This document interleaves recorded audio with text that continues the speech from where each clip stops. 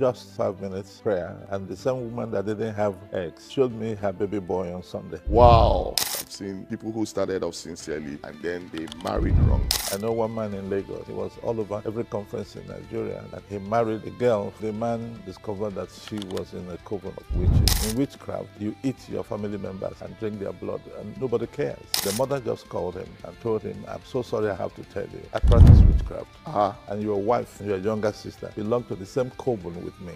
One pastor in Oka, two of his children were initiated by somebody living in the same compound with them. They began to travel every night to River Niger for meetings. Wow. The daughter of a pastor in Delta State. The father said anytime they entered his car to go anywhere, the car will never arrive at the destination. We must not brag about the things we do with God that make us strong. It is between us and God. If Samson didn't tell the harlot the secret of his covenant with God, he wouldn't have been able to scrape his hair. When the Bible says, "Be ye filled," you have to be filled with it. If there's emptiness, the devil will help you. One girl in Delta State, she said she has killed 15 people. What? And she's in JS3. They said they closed their mother's supermarket. Their mother has supermarket filled with goods, but nobody comes to buy. Physically, it's open, but spiritually, nobody enters there. A little girl. Hello, viewers, and welcome once again to another episode of Beneath the Surface, where we talk about all things spiritual.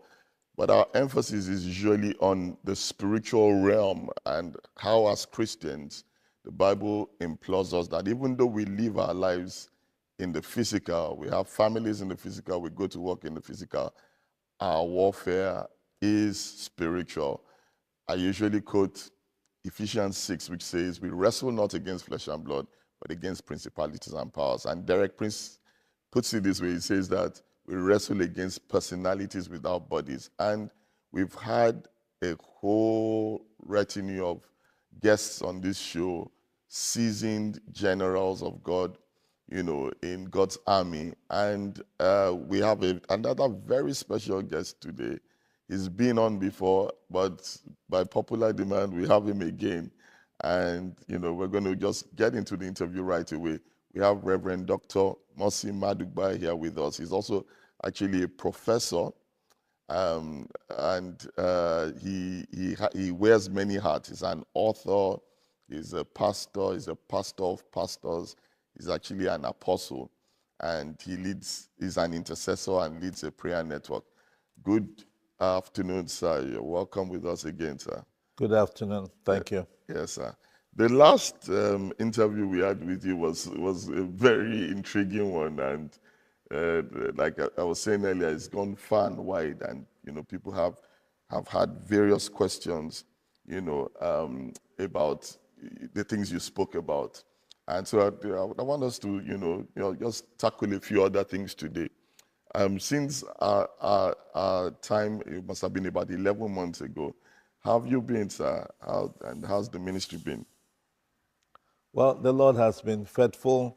Yes, sir. And you helped put more pressure on us because your friends kept calling from every corner of the earth. Yes, sir. You have a very wide network. Yes, sir. So the Lord has given us strength to respond and wisdom to answer, and then supernatural grace for healing.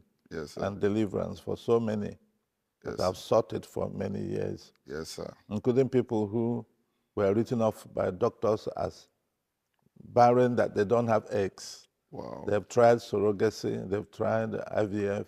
Wow. They've tried, and they're medical people. Whoa. So everything medical has failed them for 8 years. Spent so much money. Okay. Just a little time with us of prayer. It didn't last for 5 minutes. And the same woman that didn't have eggs, yes, sir, showed me her baby boy on Sunday. Wow. Yes. No eggs at all. Yes. As in from a medical viewpoint. Mm-hmm. Wow. So God is still working wonders, sir. Yes. Wow. Amazing. Yes. I want to also pick up on something that I read. I think I might have brought it the last time, but I want us to go back there. You said in one of your books, you said the distance that a man can go, is dependent in life, is dependent, and ministry depends on his foundation. Mm-hmm. What what do you mean by that, sir? Well, the higher you rise, the more you become prominent in the spirit. Yes. And then when you become a threat to the kingdom of darkness, Yes, sir. they began to inquire about who you are. Yes, sir. When David was running to kill Goliath, Yes, sir. Saul says, "Whose lad is this?" Mm. It's the boy that met with him, he chatted with him, he commissioned him to go and fight. But the speed at which he was going to meet Goliath, not looking back, made him think, Who raised this boy? this is not an ordinary boy. And then that was when the enmity between him and the boy started. Yes, this kind of boy might take over from me tomorrow. And he did. Yes. So when we start becoming more prominent and visible, Yes. then all the kingdoms around will begin to ask questions. And even heaven will become excited. Yes, sir. That they're raising a star. Yes. Yes, that's what happens. But it's interesting you say this about, as people rise, the enemy begins to kind of like get nervous. I've noticed, well, over the years, but in more recent terms, that it seems like the enemy seems to allow people, go far. Then almost when they are about to climax, Yes. or they reach, Yes. he cuts them off. I mean, I was traveling to Nigeria just 2 weeks ago, and I just saw that a gentleman who we started off in ministry together just died. Somebody else, maybe mental illness, another person. But it's almost like as though, failure. Yes. At the age of breakthrough. Of breakthrough. Yes. Why is that? It's almost like as though the thing was there, but it remains quiet, and then it's triggered later. Yes, the intensity of the positive energy and power the person is, emitting in the spirit, Yes. became very strong for the devil. And then they began to concentrate on him, like to stop him. Yes. And he wasn't conscious of it to generate more power of God to break through. That's why they stopped him. So what advice will you give to pastors or leaders or ministers with regards to these kind of things? Would you say they go about their normal life and just continue to pray, or what precisely, so that we can avoid these supposed pitfalls or attacks? Physical in the military, Yes, sir. the higher you go, the more bodyguards you have. Yes. Joab had 17 armor bearers, one man. Wow. Okay, because he was the commander of David's army. Yes. Okay, if he wasn't the commander of David's army, maybe an ordinary officer, he wouldn't need more than one or need any at all. Yes. Okay, so for us as Christians, when we discover that we're becoming very visible and our voice is beginning to count, we should spend more time in prayer. Yes. We should do more fasting. We should raise a team, a backup team, a strong prayer team, and they should be sincere. Yes, sir. Not just say we are praying for pastor and they don't do it. Yes. They should be sincere. And he too should also be more careful. The company he keeps, the things he says in the public, and his relationship mostly with God. He must be very, very close to God, because God is the source of everything that he is. Yes. If he distances himself from the source, Yes. then he will run into trouble. You said something about he needs to be careful about the things he says in public. Yes. Can you expatiate about that a bit? Well, a man is ensnared by the words of his mouth. So, like maybe if he says, he should not take God's glory. Okay. And he should not reveal the secret of his covenant with God like Samson did. Okay. If Samson didn't tell the harlot the secret of his covenant with God, yes, they wouldn't have been able to scrape his hair, remove his eyes, and turn him to a caricature. Okay. Sir, I mean, I would love you to be a bit more specific for us. So in Samson's terms, what is here, these days, we as men of God, I mean, we don't keep long here. So will it be like maybe talking about his consecrations publicly, maybe saying publicly, I fast so many times a day, or Yeah, we must not brag about the things we do with God that make us strong. It is between us and God. We should just face the work and do it. yes, sir. If people ask advice on how they can excel in ministry, we give them. But don't talk too much about your personal relationship with God. That is your covenant and sacred. Wow. We learn something new every day, sir. This is very helpful. Also talking about ministers and longevity in ministry. Sir, how long have you been in ministry for? 53 years. Wow. Wow. 53 years.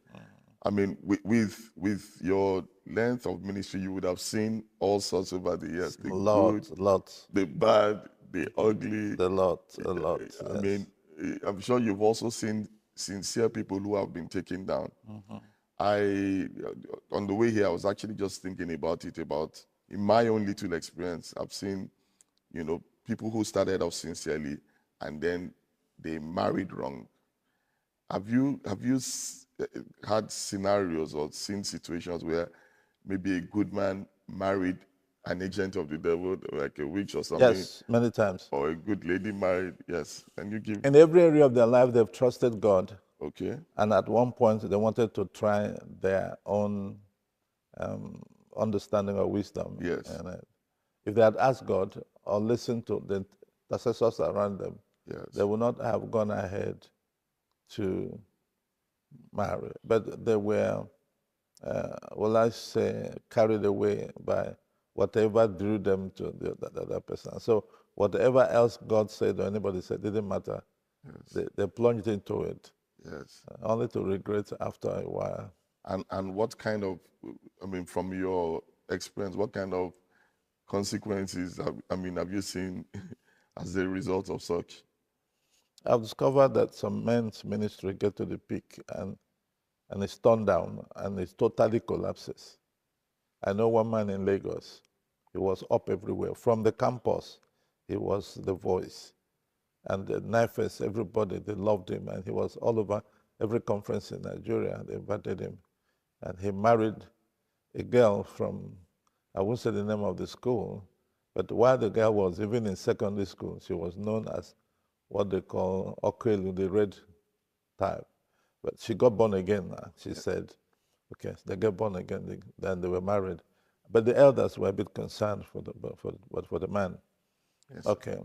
Eventually, the man discovered that she was in a coven of witches. After he got married to her? Yes. Too bad for him. And the children told the man that mommy tries to initiate us. Yes, they told him. And it didn't seem he believed it. And what happened was that the man built a church in Lagos, big church. Because of his reputation, the church grew. One day he traveled to speak, and we have made an announcement. This church is shut down. Everybody go home, and don't you ever come back again. Wow. That was the end of the church. Wow. Yes. So he was warned at the early time. He didn't believe it. Yes, but then when it happened, it was irreversible, the consequences of the marriage. Wow. Yes, it was. And so after she declared that, so I'm sure by that time he was now aware and he now believed his children. Yes, but it was too late.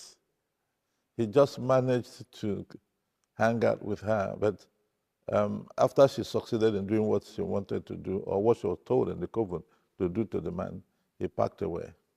Wow. He packed his things and then went to another pastor who received her. And then while she was there, she was going out and having an affair with ministers. It's like her targets were ministers. Wow. Yes. A senior friend of mine, a senior minister in Lagos, called me and said this lady came to her and was asking this and asking. So I said, well, I'm glad you asked. Please stay away. Wow. Yeah. Sir, well, because I asked this thing because even growing up, I mean, these are the kind of things God warned me about. I mean, on one or two occasions, I could have made the same mistake, but then God exposed it and helped us. So I guess it brings another question to mind. Sometimes some people say there's something called, is it blind witchcraft? Is it every person who is involved in witchcraft, are they aware that they are witches? Is it intentional or is They are aware, okay? but they are on assignment. Okay. They were told to bring down this man, Yes. and they would conceal it and then be walking their way until when they would do it and have the greatest impact, they will hit. I know a man who himself was a pastor, his wife was a pastor, in the fastest growing church in Nigeria. Wow. Yes, and the biggest in my city. Okay, and the man was a manager in an oil company. Yes, sir. Right.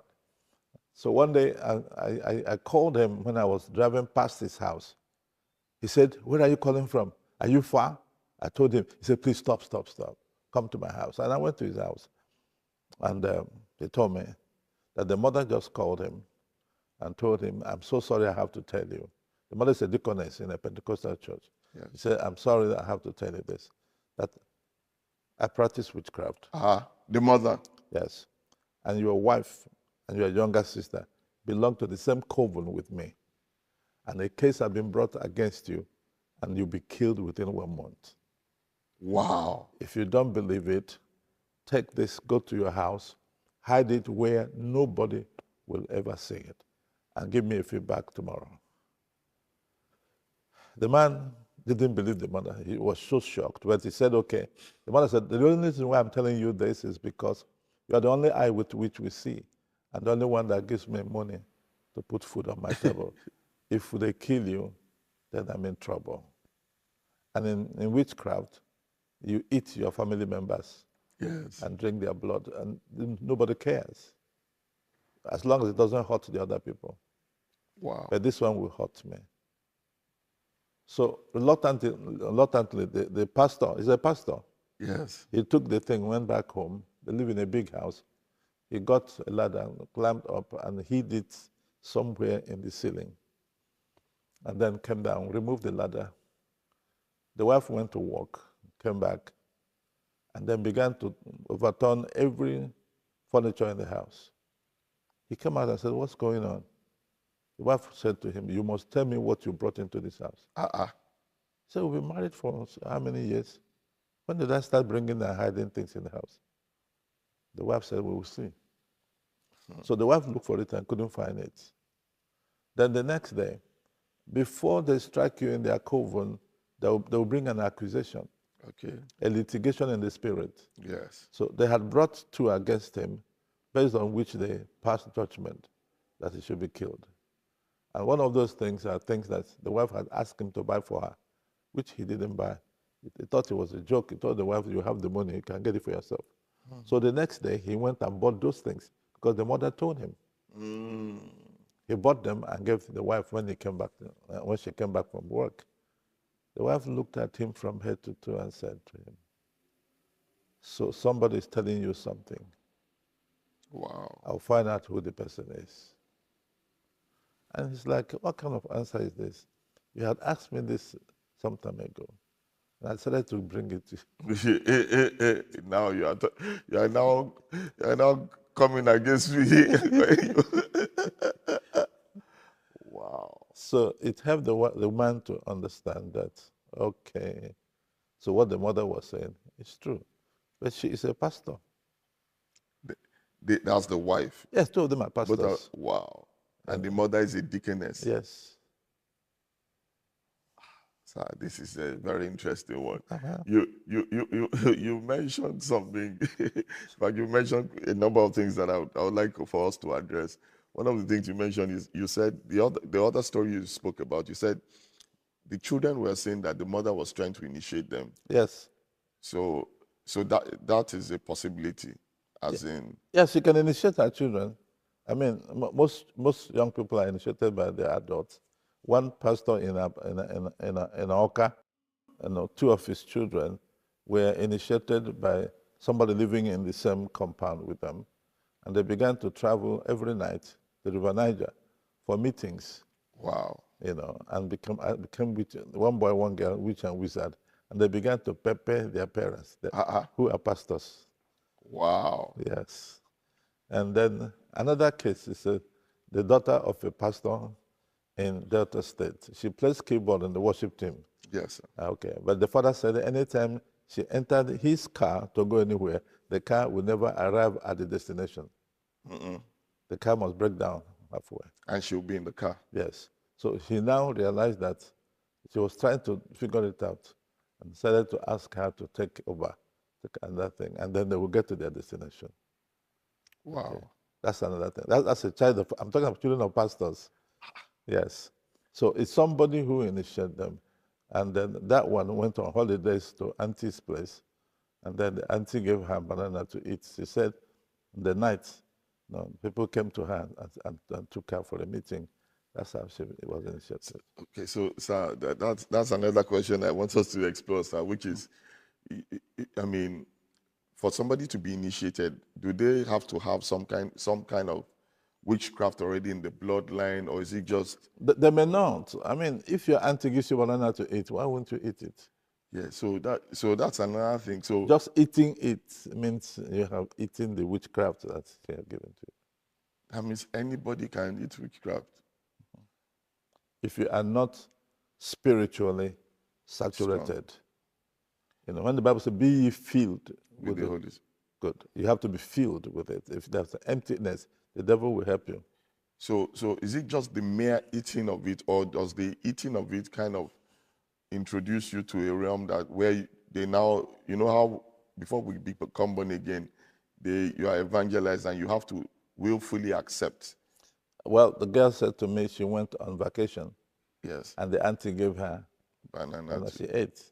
And the two children who came, their father drove them from Oka to come and find out, that these children are behaving in a strange way. And then some other pastors had advised them to take them to me. Wow. So the father is not a witch. Yes. Their mother is not a witch. Yes, sir. So were you able to cast out the demons from them? Of course, I had to find out how they got there first. Okay. And so they told me, which they have not told anybody. They never even admitted before their father that they were witches and wizards. Wow. So it was before me that they now admitted. And they told me, and I asked them, what have you done? I always ask, yes, sir. What have you done with that witchcraft thing? Like one girl in Delta State, she said she has killed 15 people. What? Yes, and she's in JS3. So she'll be about 14 thereabout. So I asked this one. They said they closed their mother's supermarket. Their mother has a supermarket filled with goods, but nobody comes to buy. Wow. Physically, it's open. Yes, sir. But spiritually, nobody enters there. A little girl. Wow. Yes. So, okay. This thing also about food and initiation. Sometimes people tell us, they say, be careful where you eat. Don't, even as men of God. I mean, what will you say concerning that? You should be careful what you eat. One of the biggest ministers in Lagos. Yes, sir. And I mean the foremost minister in Lagos. Yes, sir. A deaconess cooked delicious meal and brought to him. He asked the people to wait until he comes. He was going out to minister. When he comes, they will eat. It looked so enticing that the wife will go and open it every now and then, open it, and I'll say, wow. So when the man came back, he said the spirit is telling him not to eat this food. They should give it to their dog first. Wow. And he has an expensive Sicilian dog. So they got some food and gave to the dog. A few minutes after the dog ate it, the dog died. Wow. So, okay, so for men of God, when they are giving food, it's to kill them, not necessarily initiate. Some of them, is to kill them. And the dog died quickly because it's a dog. Yes. But if it's a man of God, he would die, he would become sick. And you can't trace it in the hospital. Wow. And he will die earlier than the time he was supposed to die. Sir, this is a serious one. So what will you say the antidote for that? Is it just because we travel, we go to hotels, we go and minister in places, people cook food for us, and The Archbishop Besnet Ahosa, until he dies, never ate public food, even the hotel food. He travels with her own team that cooked for him. wow. Because he knew that he grew up and he lives in the city Yes. where there are many of them like that. They can have an agent in the hotel and tell the agent what to do. So he traveled with his cook. Wow. But if you may not afford it, you should be careful where you go.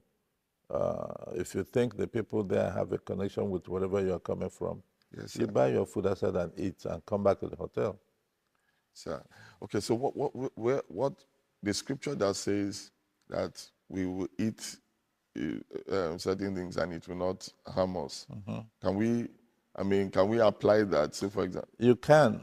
It depends on the level of your faith. okay, Mark 11:23 says, if you say anything and don't doubt what you say, yes, sir. you will have what you have said. Yes, sir. Okay. But we discovered that many people say things and nothing happens because their faith is not creative and forceful enough to produce action. Yes, sir. Okay. So, for the benefit of doubt, you just stop at a grocery store, buy basic things you need. Yes, sir. And when they serve you food, you allow a few minutes, just allow your spirit to assess what's given to you before you eat, and you pray. Yes, sir. And bless it and eat. Yes, sir.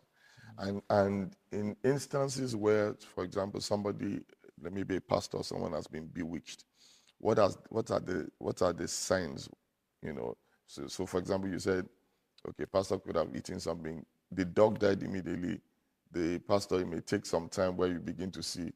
But so how will you know, what are the signs the person? Number one, his prayer life will be attacked. You'll discover that he doesn't have any desire to pray anymore. Because if he prays, he may counter the effect of that thing. Yes. So he will be tired praying. And number two, something will always come up to block the time of his prayer.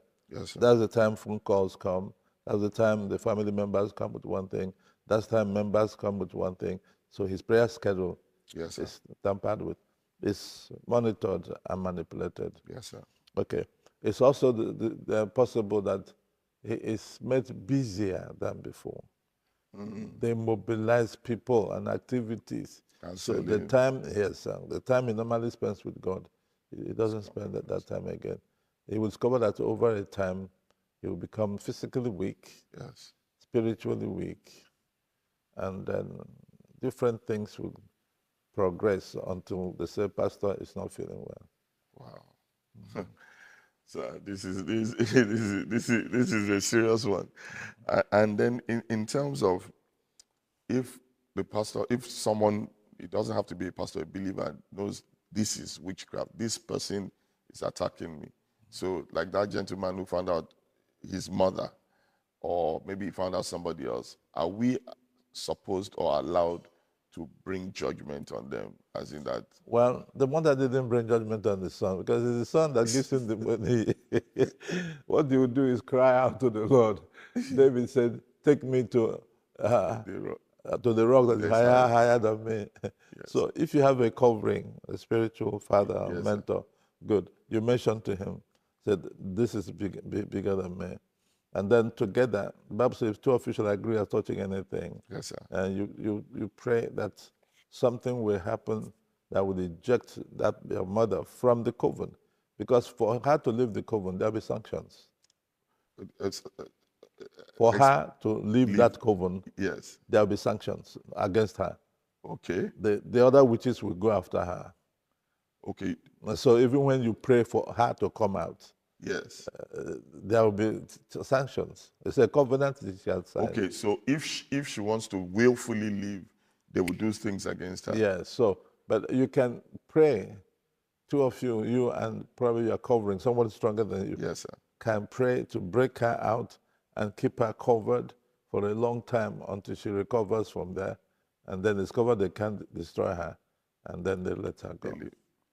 Yes. Wow. Yes. It seems like they have some principles by yes. which covens operate. You said before they launch an attack, it's almost like as though they bring a petition or accusation. Yes, yes. Okay. They must report the person, Okay. and then the legal team will try. They will try the person, condemn the person, and then agree on methods of destroying the person, and they'll be commissioned. Some of them will be commissioned to begin to focus on the person. And is it true that when they send somebody on an assignment, they commission a person, if they fail, maybe something like they lose their life? They may not lose their life, they may lose their rank, their position. Okay. They may not. It depends on how serious the matter is. Wow. Yes. So, I mean, does this not mean that we as Christians need to be more intelligent about these operations? Because, I mean, these things that you're saying is that... I looked at your theme, the territorial something. Yes, territorial army. And I said, Kai, for you, yes, sir, you need to raise an army. Yes, sir. And you need to know their number. Yes, sir. It's not something for everybody. Yes, sir. Okay. And they need to know that they're legally enlisted into that army. Yes, sir. By heaven and by you. Yes, sir. And it's also important that they know the enemy they're going to fight. Yes, sir. So those people yes, sir. should know these things. Yes, sir. And then you equip them with all the weapons of our warfare. Yes, sir. As written in Ephesians 6, yes. 2 Corinthians 10, yes, sir. and many other places. Yes, sir. Okay, and they know that it works. There has to be a way to test to know that these weapons work. Yes, sir. Okay. And it's also very important that they know they have to give account. Okay. If you send your enemy to drive away an encroaching force, yes, and they come back telling you stories every day, yes, doesn't make sense. Yes. They should engage them. Mm-hmm. They should become combatant. Mm-hmm. They should drive back. Yes. Good. So they should be giving you a report of the activities. Yes. So when I saw that team, I said, this guy is in for something. Your church is in the county of Essex. Essex, yes. And it's a historical county. Yes. And they need to know what is historical, what is the history. So they need to be intelligent. Yes. And so you need to spend more time with them. So in fact, what you just said now opens me up to the next set of questions I was about to ask you, yes. which is about taking territory. And when we say taking territory, I mean somebody moves into a place or into a new city, and they want to begin to take responsibility and deal with the things in the atmosphere. My last guest was Bishop Ike. He knows you. I think he's in Anambra. He's in the Anglican Church. It's one of my sons. He told me, sir. And some of the escapades, the kind of things God is using him to do is very interesting. What will you say, just in a nutshell, are the kind of steps that if a person moves into a place, into a new city, into a new region, and they want to, have territorial dominance and authority over the place? Fanatic people have done some spiritual surveillance of the place. Okay. What they call spiritual mapping. Yes. There's any such information on ground. Yes. You need to study it. Yes. Number two, get the map of the territory you're supposed to walk. Yes. In Genesis 15, God gave Abraham the map of where today's Israel should be. Yes. Okay. And so you should know map so that they shouldn't go to northeast, west of London and be Western town. Yes. They should stay focused so they know the territory. Locality. The locality, yes. It's very important. Then, number three, they should know what are the strongholds. Okay, because they can be distracted by, little partial sparks of fight. Yes. They should go for the real thing. Yes. And they know that when they get the strongholds pulled down, Yes. the structures will fall. Samson just got 2 of the pillars, Yes. and the whole Colosseum fell. Yes, sir. Good. And David hit the champion of the Philistines, Yes. and the whole country Yes, lost sir. the battle. Yes, sir. So your people should find out what are the strongholds and the pillars of the territory, and hit them and concentrate on that until they finish it. Sir, can you please give examples? So, for example, maybe you went somewhere. When you say the strongholds, like would that be a person? Would that be a place? You know, I mean, Sometimes that's an individual okay. who controls what happens in the spirit. Yes. Sometimes there could be an altar. Yes. An altar is a very powerful place. Yes. It's a meeting place between deities and human beings. Yes, sir. For Jacob at Bethel, it was the house of God. It's like the house of Satan on the other side. Yes. So such places, yes, you try to destroy the altar and dismiss the supervising spirits. And then, like Gideon was told, raise an altar to the Lord on the same spot. That same spot. And things will change. So, I mean, so you're saying an altar could be, maybe you identify, okay, this place is like a synagogue of Satan, or It could be something like that, yes. maybe a brothel. Okay, depending on how deep they are. Yes. It could be the owner of the brothel, Yes. because somebody is responsible for the trafficking. Yes, for maintaining the place. Yes. And it could also be a satanic priest in the area. Would you have to go physically on site to? No, if you get to know the name and the location, Yes. the Lord knows where that location is. You bring it before the Lord and bring judgment over it and stay on it constantly until nothing is there anymore. And then sometimes the Lord will demand you to go on site. So you go physically there and raise an altar there to the Lord. And in terms of this mapping and identifying the strongholds, is it done primarily by research, or will it be based on revelation? Research is part of it. Okay. Yes, research is part of it. You should be able to, Google an area. Yes. But even though Google will not tell you demonic strongholds, all right. But do whatever you have to do. Some pastors may have done some work, found some things. For example, has any missionary been killed in this area? Google will not tell you that. Okay. But an elderly minister or intercessor will tell you. Job says, if you want to live long in the land of the living, ask the ancients. So they will tell you. Wow. Yes.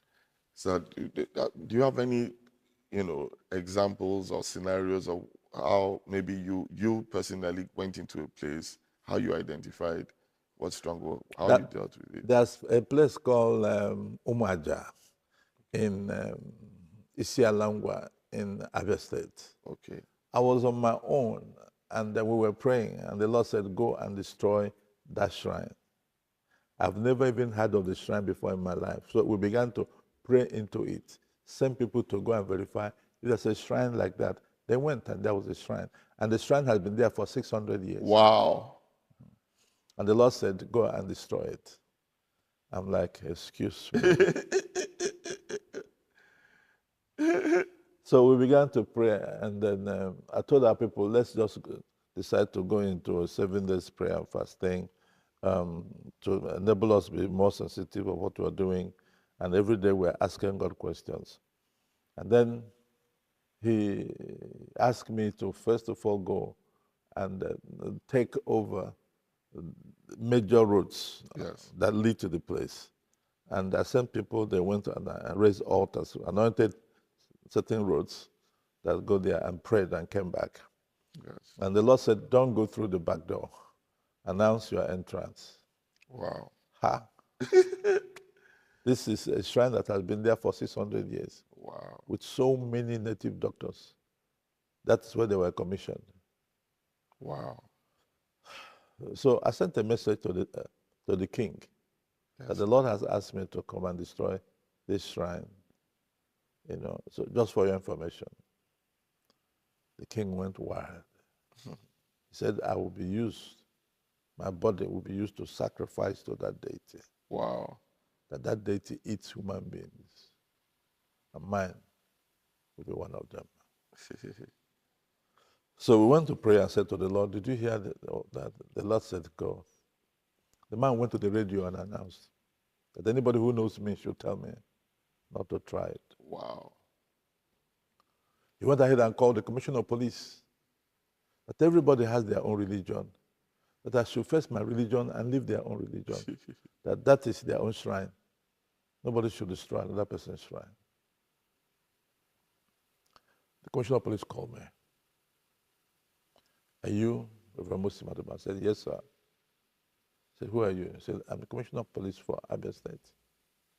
I just got a complaint against you that you intend to go to Umaja to destroy their shrine. And unfortunately for him, we have been digging into everything about the state and that location. Yes. Discovered that that commissioner is a member of Mountain of Fire. Wow. So I said, God bless you, sir. You are, General Overseer is my friend, Dr. Daniel Olukoya. And does it teach you to help people to empower Satan? Or is it teaching you to destroy the shrines of darkness and the agents of darkness? He said, oh God, I didn't know you know this much about me. I said, we're supposed to be on the same side. Yes, sir. We can't fight against ourselves. How can you help me to facilitate that? He said, I have to mobilize 400 armed policemen. 400 armed policemen to go with me. I said, I don't have 400 policemen. What can I do to get them? He said, well, just give them lunch. I will give them the vehicles. How much is the lunch? He told me. So I packaged the money, sent a team to go and give it to him. They gave it to him. On that day, 400 policemen were available for me. Wow. The king was rattled. As we were going, and God said, don't drink water, don't eat from that community until 3 days. But don't leave the place. Wow. The fight will be a prolonged one. I said, this one, I've never been in this one before. So we carried food, we carried water, we carried everything. Then he said, carry diesel, carry fuel. You're going to burn the shrine. But then there will be resistance. Yes. I will take care of you. And then he told us what the resistance will be. And then we went on, and there was fight. They lost 17 persons. Wow. Yes. Anybody who was too strong to come just fell and died.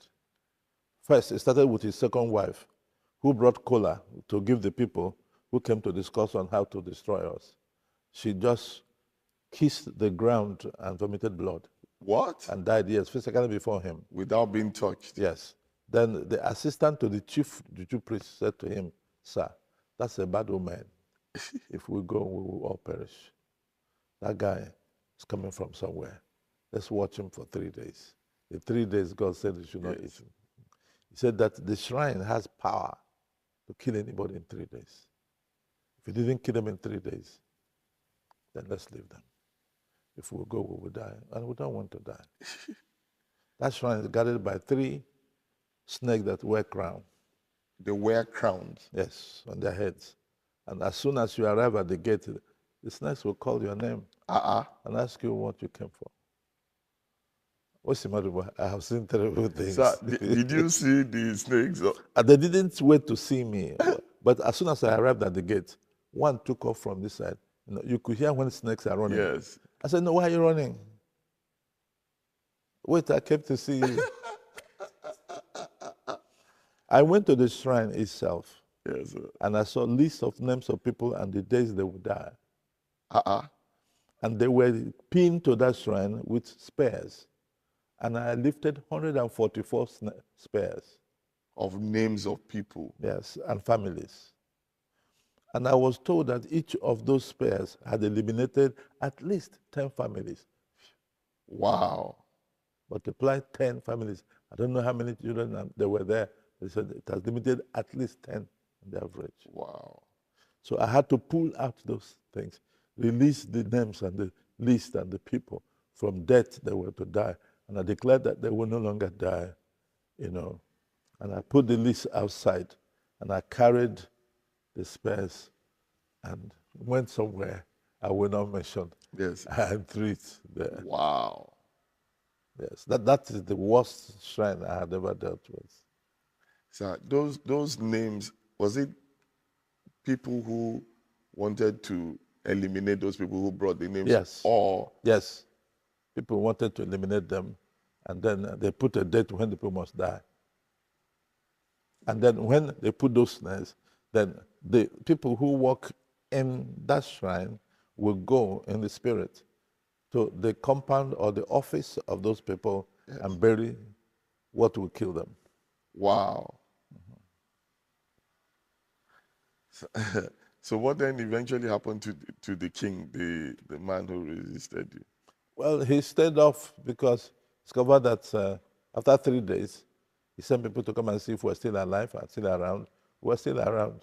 We're still alive. Then we began our crusade. Wow. The community now eventually donated the shrine. They donated the shrine land. It's a curse to Wow. us. We have a church there now. Okay, so you burned the... We burned the place, cleared the place, built a church there, you know, and because we had to do what Gideon did. Yes. Destroy that shrine and build one for God. Wow. So this is serious.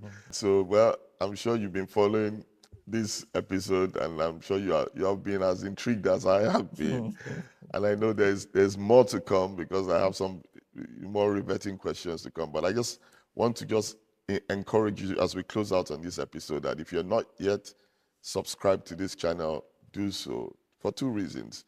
The first is that when you subscribe, what it does is that it increases our rating on the YouTube platform, and then YouTube will now present this episode and other episodes to people who ordinarily will not click on a channel like this or visit a church. So when you do that, you are literally just evangelizing. Then also it would help us if you can share. When you do that, you are actually spreading the gospel. Share it in your WhatsApp group. Share it to people who actually maybe don't even believe in God. And so, this may intrigue them and, get them to explore, the gospel further. But then the other thing is that when you do subscribe, there's an advantage to you. You get notifications of the next episode. Like this next one, the second part of this, you want to be informed when it's out. So do that. And by the grace of God, we look forward to seeing you on the next part. God bless you and have a good one.